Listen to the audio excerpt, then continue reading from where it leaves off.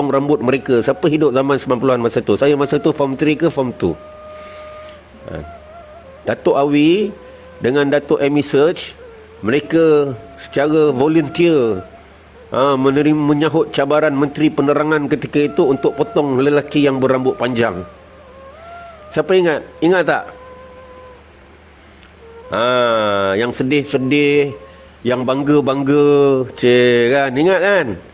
Tapi ada tak Menteri Penerangan sampai sekarang, daripada zaman dulu sampai sekarang, buat secara live, wajibkan wanita-wanita Islam yang baca berita kat TV dan pengacara wanita Islam wajib bertudung. Yang mana lagi wajib? Bertudung ke potong rambut panjang tu? Kalau rambut panjang, laki rambut panjang sampai bahu ni, sunnah Nabi. Awi dengan Misik masa tu pun tak adalah panjang sangat. Dia sampai bahu je rambut Awi masa tu. Ada tak Menteri Penerangan berani buat live dekat TV, wajibkan wanita-wanita Islam bertudung menutup aurat?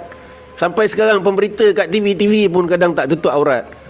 Ini negara Islam mana ni? Apa yang diperjuangkan? Itu wajib tu. Siapa boleh beritahu saya menutup aurat itu halal? Mendedahkan aurat itu halal, tak dosa? Siapa cakap?